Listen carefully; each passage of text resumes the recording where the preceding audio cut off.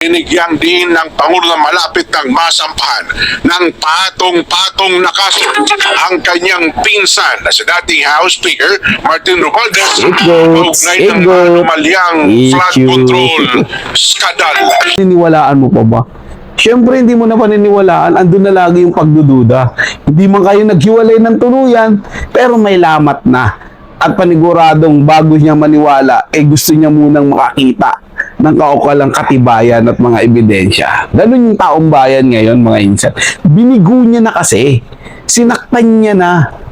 Di ba mag-isa? Grabe talaga yung mga hugot na mga sinasaktan na ganyan. Hindi naniniwala si Vice President Sara maski ako daw Duterte na naniniwala. may papakulong ni Pangulong Sabi, Marcos hindi kami naniniwala. anak na si dating House Speaker Martin Romualdez at ilang pamiyembro ng Kamara tulad ng ipinangako ng Pangulo sa katatapos lamang na State of the Nation Address. Patutsada para pangalawang Pangulo, hindi na umunod dapat nanonood at naniniwala pa ang taong bayan sa mga ihayag Galing nga, tama sa naman. kanyang sona dahil isa lang umano itong pagsasayang ng oras.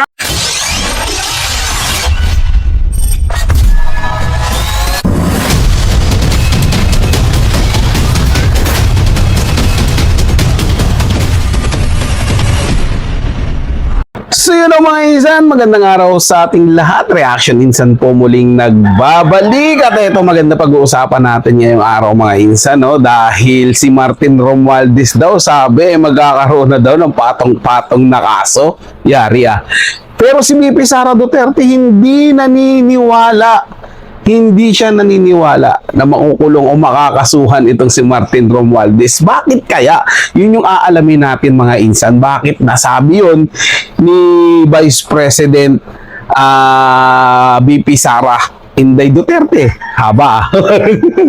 BP Sara Vice Inday Duterte. Basta si BP Sara Duterte yun, mga insan. Pero bago natin ituloy yan mga insan, okay, naglalambing sa inyo mga insan, lalo na sa mga kapwa DDSK dyan. Baka naman, pwede nyo rin supportahan ang ating channel, mag-subscribe kayo. Siyempre, libre lang yan mga insan. Wala pong bayad ang mag-subscribe. Huwag po kayong matakot. Hit nyo yung notification bell para ma-update kayo pag may mga bagong video tayo, at i-share nyo rin itong video natin sa mga kapwa natin mga DDS para mas marami pang makakanood at makaalam ng ating video. Eto na mga insan, wag na natin patagalin to. Alamin na natin yung sinasabing patong-patong daw na kaso para kay Martin Romualdez. At syempre, isunod din natin yung sinabi ni BP Sara Duterte kung bakit di siya naniniwala na makakasuhan o makukulong ito si Martin Romualdez. So, ito na, panoorin natin mga insan at gawa natin na ating reaction. Unang binuksan ni Pangulong Bongbong Marcos ang kanyang State of the Nation Address sa pagtalakay sa investigasyon sa katiwalian sa flood control project. Talaga ba? Binigyan din ng Pangulo na malapit ng masampahan ng patong-patong na kaso ang kanyang pinsan na si dating House Speaker Martin Romualdez kaugnay ng anomalyang flood control skandal. Iginit niya na hindi siya Pangulo ng kanyang pamilya at mga kaibigan, kundi siya ay Pangulo ng Pilipinas. Pangulo ng Pilipinas. Pangulo ng Ayon sa Pilipinas. Ombudsman, ay malapit na ang pagkakain ng Pangulo patong-patong na mga kaso sa dating speaker. Masakit man sa akin ito. Nakulo. Ngunit Patingin ng hindi sakit. natin gawin. Hindi ako Pangulo ng aking pamilya. Hindi ako Pangulo ng aking kaibigan. Hindi kami naniniwala. Ako, Palakpakan yung mga Pinas. At ang tungkulin ko ay sa inyo, mga ang wista. aking mga kapwa Pilipino. Sinabi rin po ng Pangulo na halos nasa 25 bilyong piso na ang halaga ng mga pera at ari-arian na nabawi, na na-freeze at na-preserva mula sa mga sangkot sa sinasabing Nasaan yung pera na yun? Anya, ang mahigit 800 milyong piso dito ay agad na ibinalik sa Kabang Bayan. Ay, binalik sa Kabang Bayan na mga insan.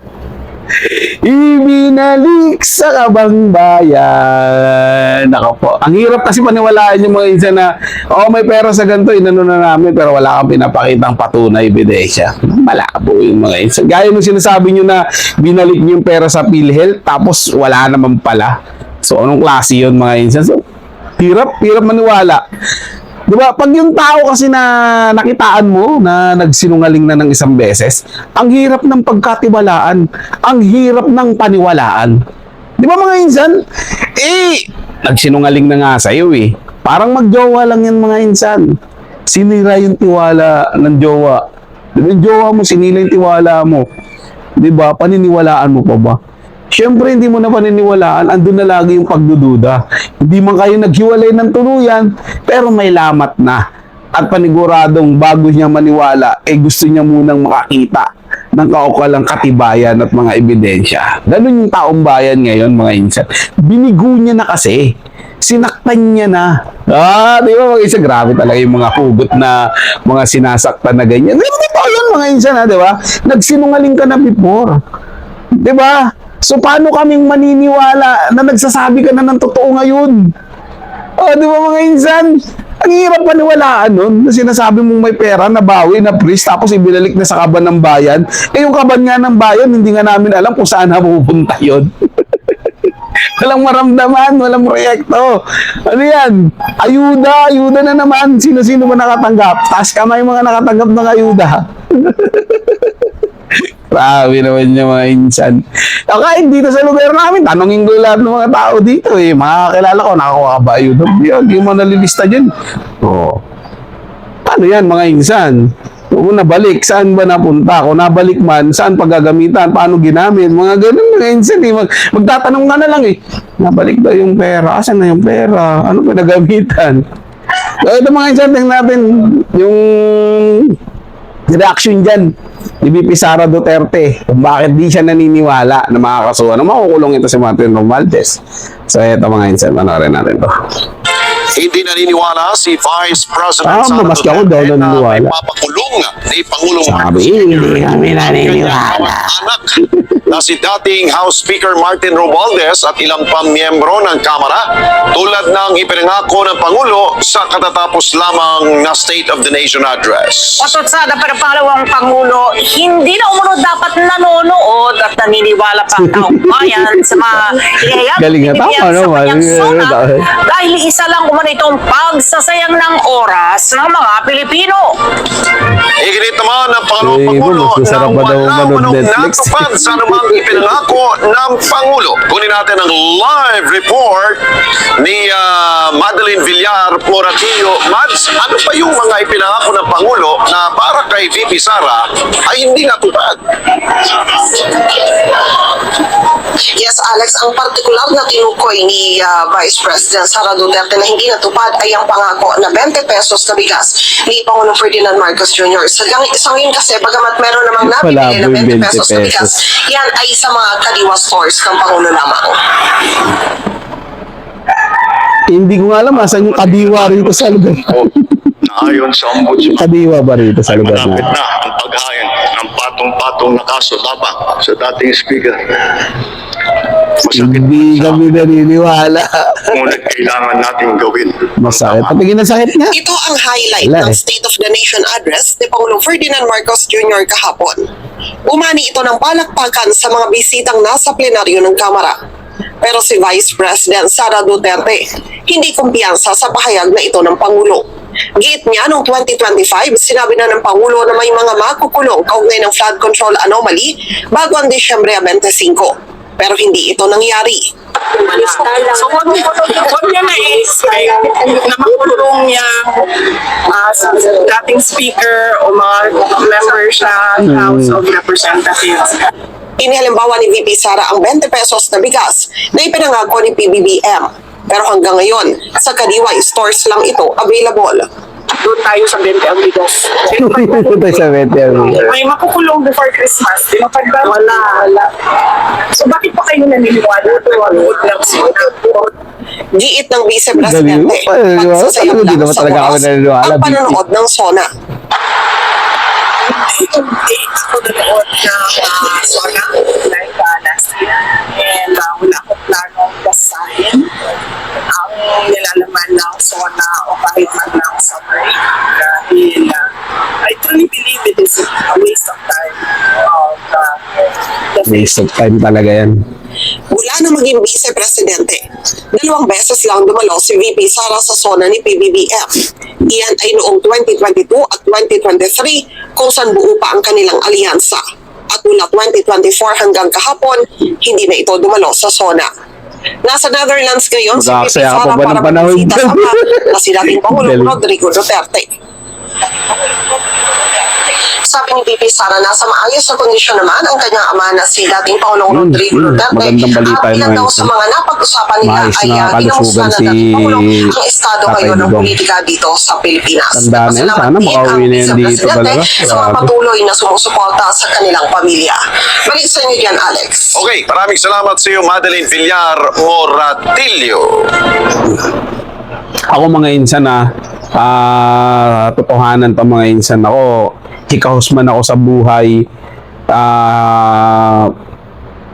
Pero ako, mangangako talaga ako sa sarili ko, sa inyo mga insan, na kapag nakauwi si Tatay Digong Duterte, kahit saan man siya dito sa Pilipinas, kahit bumalik man siya doon sa lugar niya sa Davao City, bibisitahin ko talaga siya at gusto ko siyang makita ng personal at kumustahin mga insan.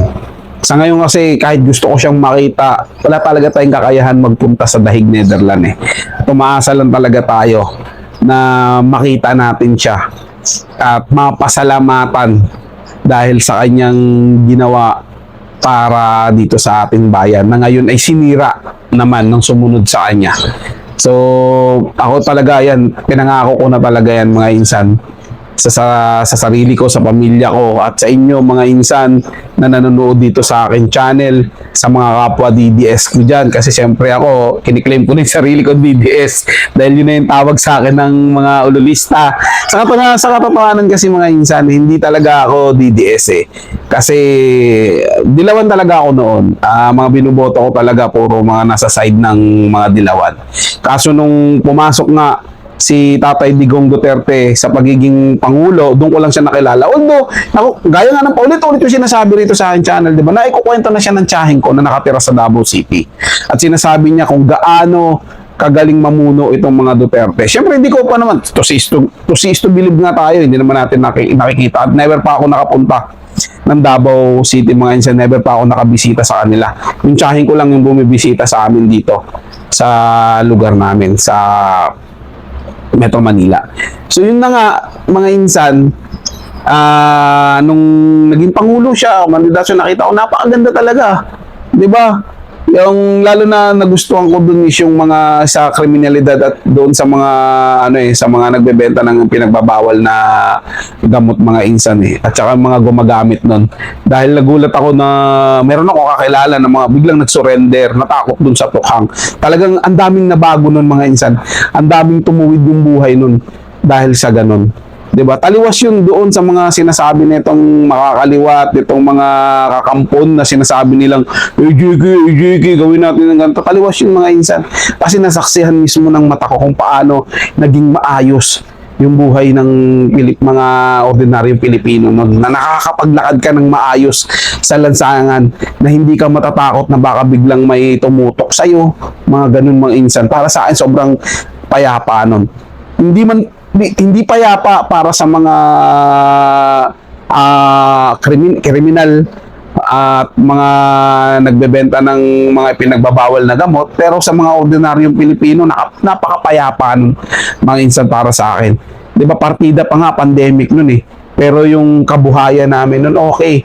Yung mga tinda, yung mga namin, okay yun, mga insan, talagang kumikita kami ng maayos. Sa ngayon, wala na, yung negosyo namin din, unting humihina. Di ba? Siyempre, ano lang naman ang atin, maliit na negosyo, mga tinda-tinda lang naman tayo ng mga sari-sari. Tinda ng sari-sari, mga insan.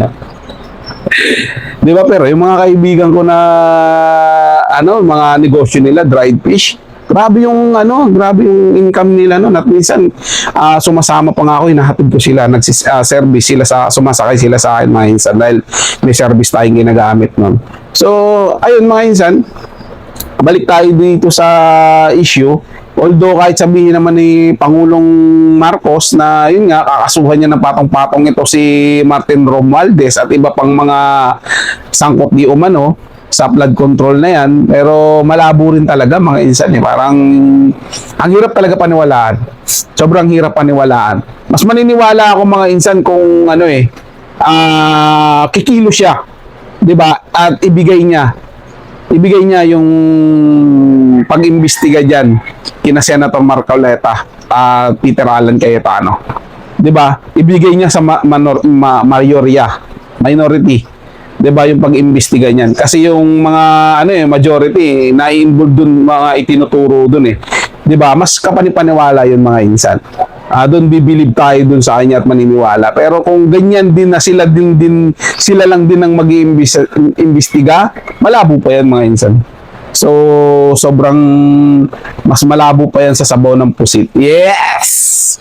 So, yun mga insan, ano masasabi nyo sa ating pinag-usapan ngayon? Kung meron kayong komento dyan, suggestions, pa-shoutout, ilagay sa comment section mga insan. Diba? Pag-usapan natin yan. At syempre, lagi po ako magpapasalamat sa inyong patuloy na panonood dito sa ating channel. Ingat po kayo palagi. Paalam po.